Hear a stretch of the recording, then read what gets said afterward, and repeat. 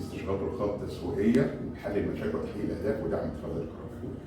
انا هحاول برضو اكد الخدمات بتاعتنا واختلافها ان احنا بنشتغل دائما على المعلومات، بنحول كل شيء مؤثر داخليا وخارجيا على النشاط او الشركه او المؤسسه لوحدات معلوماتيه، ثم بنعمل عمليه فلتره للمعلومات والبيانات حتى نتاكد المعلومات الحقيقيه والرئيسيه من المعلومات الخادعه او الثانويه، ثم بنبدا نستخدم بعد نحلل هذه المعلومات والبيانات من خلال التحليلات والربط بنوصل لجوهر المعرفه اللي من خلالها بنقدر نستخدمها في وضع السياسات او الخطط لحل مشاكل، تحقيق اهداف او دعم اتخاذ القرار. والشيء ده مهم جدا لاي شركه مدركه ان فرق كبير بين المعلومات والبيانات وبين المعرفه. احنا بعد ما بنقوم بالدور ده بنبدا نحط السياسه والخطه بتاعتنا حتى نقدر نحقق الهدف او نحل المشكله، لكن اهم من الموضوع ده هو فكره الفريق التنفيذي اللي بينفذ السياسه او الخطه. في مشكله كبيره جدا تقع فيها الشركات، فاهمه ان التدريب ليه تدريب عام، كلام مرسل، ولكن احنا دايما بنيجي نقول ان فكره التفعيل الصف التنفيذي وتحويل عقليته من عقليه موظف لعقليه محترف، يعني هناك شخصيه اعتباريه للشركه او المؤسسه.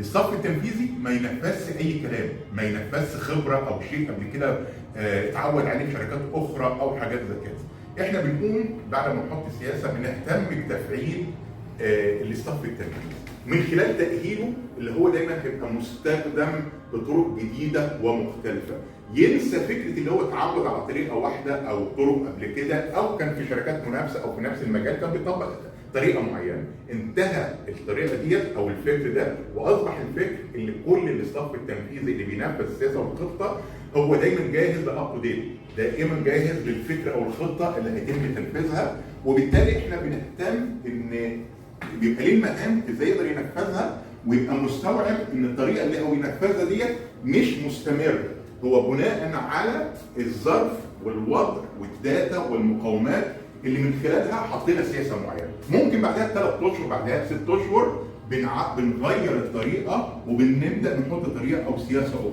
وهنا اصبح الموظف هو عباره عن مجرد بيجدد نفسه باستمرار، مستوعب الفكر الجديد، مش مستسلم لطريقه او اتعود على اسلوب بينفذه.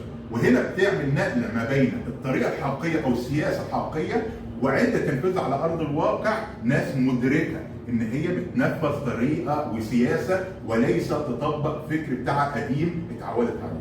ودي اللي بتعمل عمليه فرق ما بين اللي بتحط خطه وسياسه كويسه ثم تفشل لان بسبب الموظفين غير مدركه اللي هي بتاخد الطريقه ديت بشكل شكلي وتطبق الطرق اللي اتعودت عليه.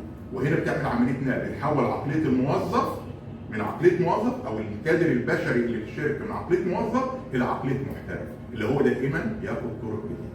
فالعنصرين دول احنا بنحاول نقدمهم حتى نقدر نتاكد ان السياسه والخطه بتاعتنا هيتم تنفيذها كما رغبنا وكما اردنا وكما اخذناها من المعطيات اللي اكتشفناها، وبنعمل عمليه رقابه ومتابعه حتى نتاكد ان الفكر بتاعنا نزل على ارض الواقع ونشوف فين الخلل فين النتائج وبنبني عليها. نرجو اللي يتعامل معانا او يحب يتواصل معانا يتواصل من خلال رقم الموبايل او الواتس 002 010 673 80020. الرقم الاخر 002 015 015 77 855 او ممكن يحدد ميعاد ويلتقي بينا في المقر بتاع المركز هو 3 شارع مكرم عبيد مدينه نصر الدور السادس. شكرا والى اللقاء في الفيديوهات.